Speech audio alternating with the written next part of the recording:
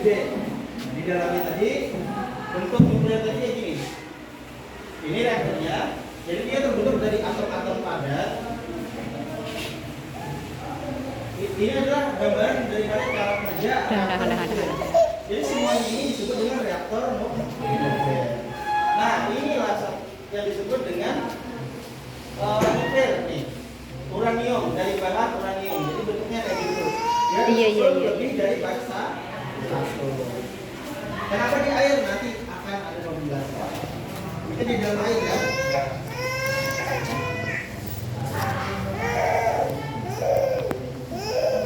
Nah, ini salah satu nuklir hidupkan kayak gini energinya. Ini di dalam air nih. Ini dimatikan dan nanti hidupnya gimana? Kalian perhatikan dulu ya.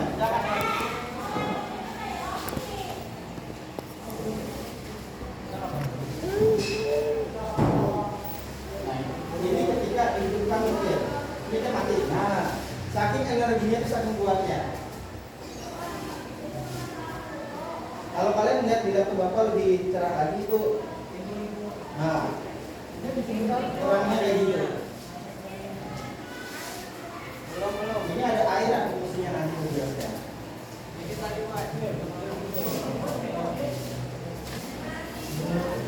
Ini unsur daripada nuklir tadi atau radioaktif. Jadi nuklir itu bagian dari radioaktif. Selain uranium banyak sekali jenis nuklir itu lah. Iya, barium dan macam-macam. Tapi yang paling berbahaya adalah uranium dan harganya sangat mahal. Nah, ini kalau dilihat dari unsur di kimianya, bisa kalian perhatikan.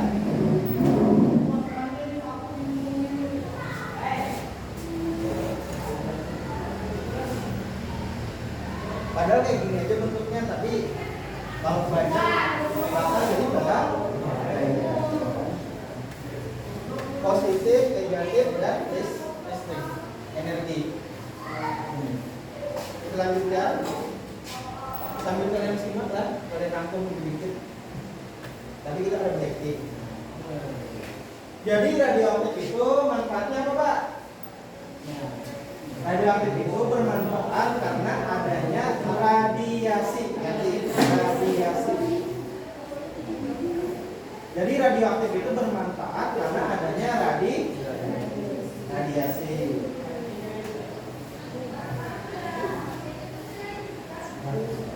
Untuk mencek adanya radiasi itu ada alatnya, ada sembarangan. Jadi ada alat khusus pendeteksinya.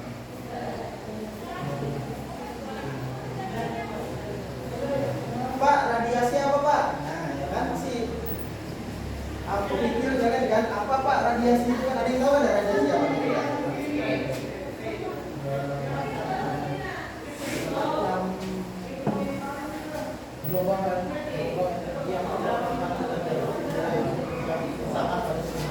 Iya, radiasi itu bisa gelombang, pancaran, sinar, tapi artinya secara umum adalah energi. Misalnya nih, kalian membakar api ya kan, tanpa menyentuh kalian akan merasakan panas jika dekat situ ya kan. Nah, padahal nggak kelihatan apinya di situ, kok panas di sini, Pak. Jadi yang nggak kelihatan tadi adalah pancaran radiasi atau energi. Atau kalian memakai kelamaan, tiba-tiba padahal yang dipegang sini, tapi kenapa yang panas misalnya mata ya kan? Bisa mual ya kan? Itu faktor daripada energi yang dipancarkan bahan tadi. Nih kayak ini kan di situ, harusnya panas di situ. Coba kalian dekatkan tangan di cahaya depan kamera, pasti akan panas karena ada energi atau disebut juga istilah sebelumnya radiasi. Jadi energi atau radiasi itulah yang dimanfaatkan orang. Lain bahannya tadi, Bang. Jadi pancaran dari ininya tadi, nah misalnya ini logam setrum mengeluarkan magnet. Nah, jadi magnet itu kan ada radiasi energi juga tarik menarik. Itu yang dimanfaatkan orang.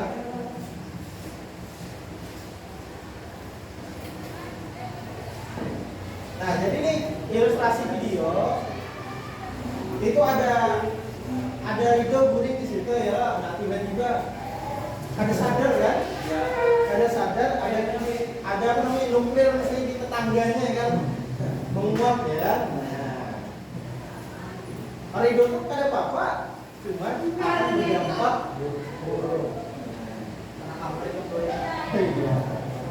Manfaat yang pertama, jadi ada manfaat utama radioaktif itu ini dalam bidang kedokteran. Sambil dibaca aja kan. Dan lihat audionya dia jelas. Ini video orang kena tumor maka dapat. Nah, jadi tumor ini akan dipancarkan energi dari radioaktif tadi, karena sifatnya nuklir tadi merusak sel. Jadi tujuannya dipakai itu supaya merusak sel tumor tadi. Jadi kalau dimanfaatkan dalam mendeteksi penyakit-penyakit, kadang kan dia berupa energi. Contohnya kayak orang hamil ya kan, orang hamil misalnya 6 bulan hendak DHT anaknya ya, kemana kita ke rumah sakit, yaitu ya USG. Nah, jadi pakai USG langsung muncul lihat di situ gambarnya.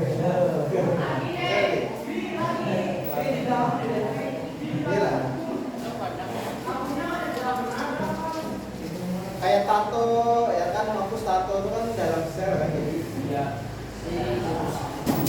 dirusak itu bagian dalam, dari luar ke dalam dirusak.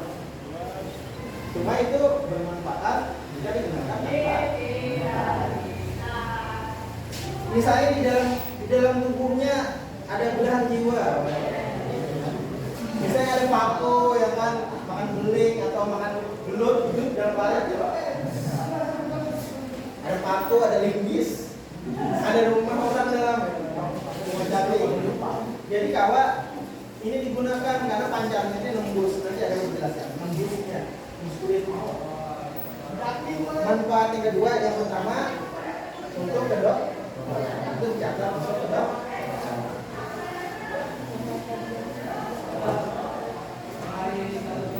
Yang kedua untuk bidang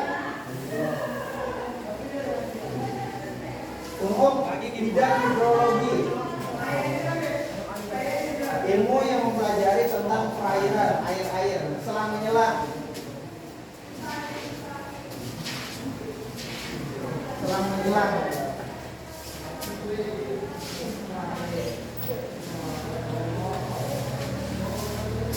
Jadi sama nih alatnya nih. Alatnya cuma ini, jadi dilihat di mana bocor, di mana yang kesumbat. Nah, itulah. Jadi kebanyakan fungsinya nuklir sebenarnya untuk mendeteksi dan mematikan penyakit, mematikan bakteri itu bisa ya kan, mematikan orang juga bisa. Nanti kali ini manfaat yang kedua bidang itu.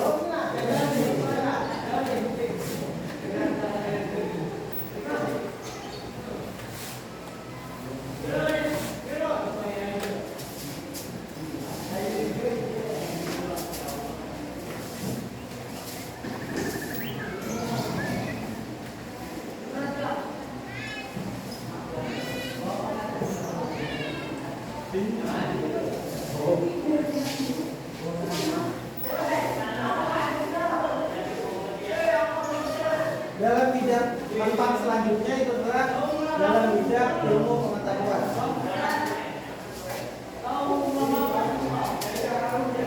Sambil dilihat video ilustrasinya dia lebih paham.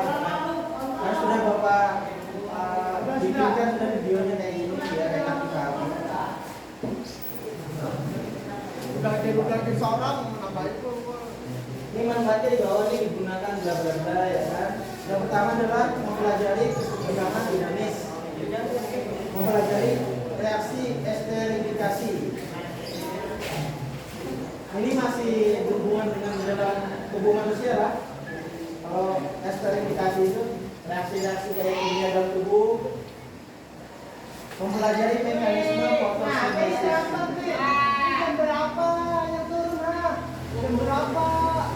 Jadi sangat penting sekali ini juga untuk ilmu pengelolaan anggaran.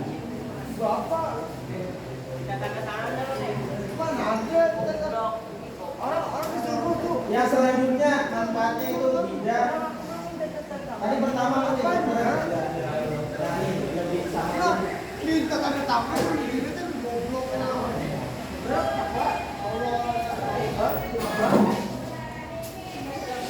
Ini yang video awal ini kan digunakan sebagai sumber sinar dharma untuk terapi tumor dan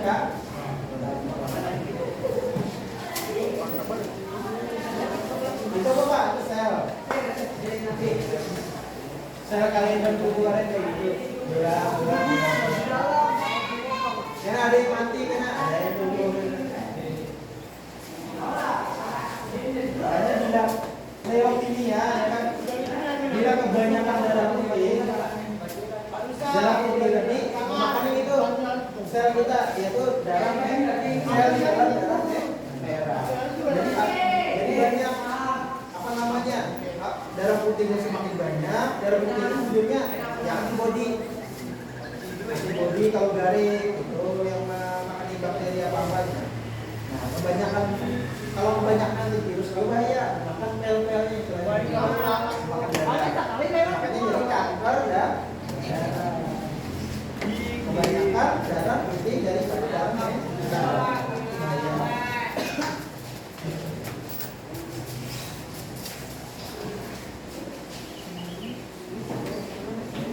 Selanjutnya dalam bidang industri. Nah, jadi pertama untuk mengecek logam apakah kayu logam itu bisa dibaca turun lah, supaya catatnya ada barangnya gitu.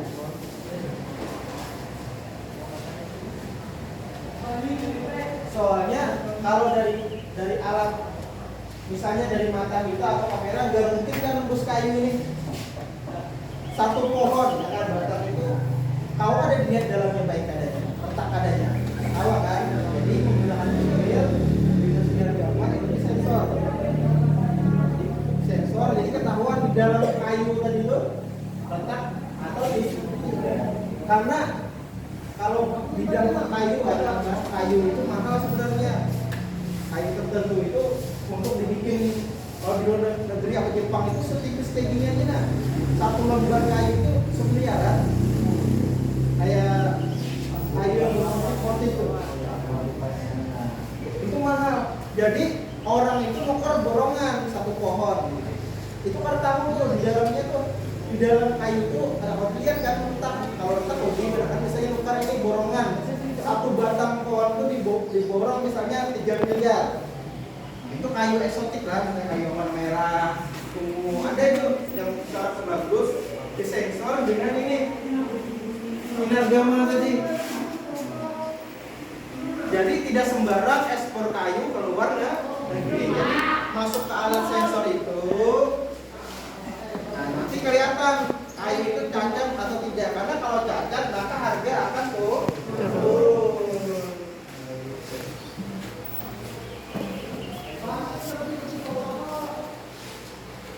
Yang selanjutnya adalah dalam bidang pertanian.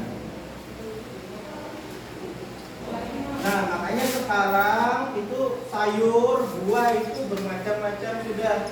Ada yang ada biji, ada yang dulunya yang aslinya di hutan kecil jadi buahnya ganal, ada yang dulu rasanya asam jadi manis, ada yang dulu ketika hujan tanamannya sayur masih mati tapi sekarang enggak. Jadi semuanya itu adalah manfaat daripada nuklir dari bidang pertanian. Jadi di dalam pertanian ini apa namanya? Jadi sebenarnya radiasi tadi, energi dari nuklir tadi itu berpengaruh kepada yang namanya kromosom atau disebut juga dengan rantai kehidupan. Kalau kita ya kan laki bini kan misalnya muka mirip abah, kan mata mirip mama, kayak itu juga tanaman. Jadi mulai mana Pak? jadi buah kecil jadi ganal tadi. Ya. Nah, dengan jadi ada seleksi biji, ini buah nih, buah awal. Ada 20 biji itu semuanya disinari dengan radiasi daripada biji tadi. Tidak rusak Pak, tidak rusak, cuma nanti akan berpengaruh di rantai tadi kehidupannya. Jadi dari 20 tadi disinari, seperti di gambar 20 itu biji tadi akan disinari, akan diberikan radiasi atau disinari dengan nuklir. Nah, selama waktu tertentu nanti akan diambil bijinya, ditanam di lahan. Setiap hari akan dipantau, dicek, diseleksi. Oh ini pertumbuhannya kayak gini, kayak gini, kayak gini, kayak gini. Sampai mendapatkan bibit yang benar-benar unggul. Nah, bibit unggul tadilah yang akan dibuahkan, lalu bijinya akan dijual. Nah, makanya ada F1, F2, F3 ya kan. Nah, dari jenis mentimun aja banyak, ada yang pendek, ada mentimun mini, ada mentimun Jepang, ada mentimun Jerman, ada melano, macam-macam ya kan, itu mentimun. Semangka ada kuning. Kalian bisa aja menghendak Pak, semangkanya apa namanya, warna-warni ya, silakan. Baik. Nah, jadi harus kalian ketahui semuanya itu berawal daripada radiasi. Istilah dalam ilmu pertaniannya adalah pemuliaan tanaman. Nah, jadi itu manfaat daripada radiasi juga. Orang bisa merubah rantai kehidupannya tadi, Bapak. Yang selanjutnya, kalau ada manfaat, pasti ada yang namanya kerugian. Keduanya itu saling berteman, ya kan? Tidak bisa terpisahkan bagaikan pasangan.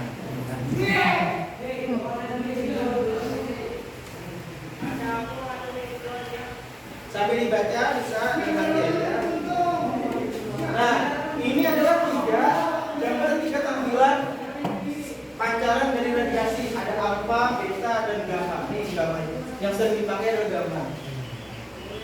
Kalau alfa masih bisa di luar kulit, ini masih sedikit, tapi gamma itu tembus kulit kalian. Tembus tapi tidak bakar bolong. Ingatlah kalau radiasi itu bisa nembus tapi tidak bolong, ada kayak peluru. Tapi dia akan merubah rantai kehidupan kalian. Rantai kehidupan kalian untuk generasi selanjutnya, bukan kalian ingatlah, tapi anak dan cucu kalian. Jadi berpengaruh, misalnya harusnya anak kita tangannya sama kayak kita 10, gara gangguan perubahan di rantai tadi, bisa aja jadi kayak ini. Nah, jadi dua, karena pembelahannya terganggu. Jadi kayak ini, ada 6 bulat, ada 6 tepeng darah ini, ada kakinya ke telinga, macam-macam. Itu gara-gara rantai tadi aturannya kayak mama abahnya, kepancar radiasi ini terubah. Nanti ada, aku jelaskan. Nah, ini bahayanya apa? Tidak terasa tapi sangat bahaya. Makanya orang paling heran ini nih, bukan karena bomnya tapi karena energinya. Kalau tidak dimanfaatkan, dia bisa bahaya.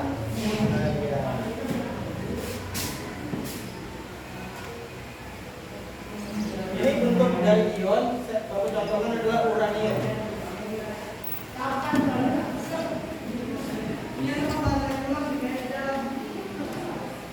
Jadi kalau dia tidak berpasangan dengan hal apapun, makanya menyebar aja, dia disebut dengan radikal bebas. Contohnya kalau dulu itu yang mendekati daripada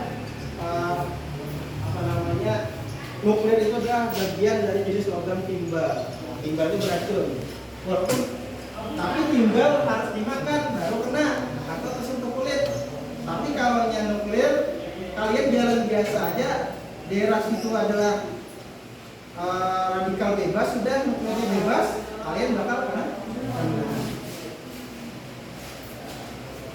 Ini radikal bebas yang masuk ke dalam tubuh. Ketika masuk tubuh dia akan berevolusi menjadi hal yang tidak inginkan. Ini sel kalian. Ini dalam sel. Nah, ini sel kalian. Nah, ini berada kehidupan kromosom. Nah, paham sudah cara dia masuk? Dalam sel akan kita lanjutkan.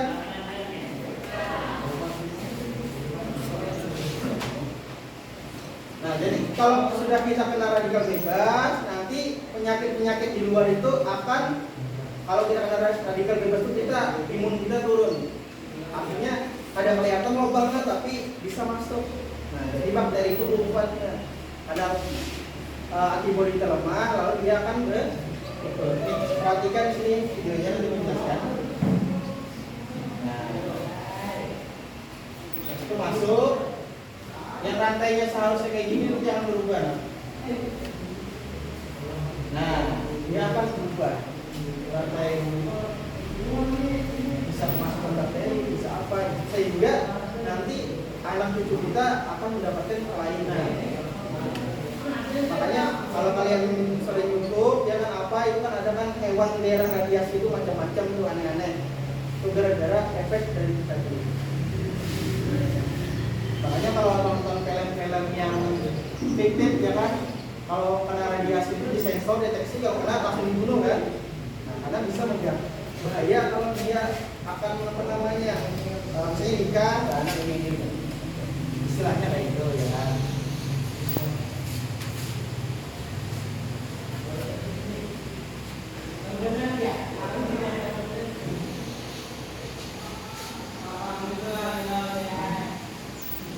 Nah, ini adalah salah satu kerugian kalau masuk tubuh.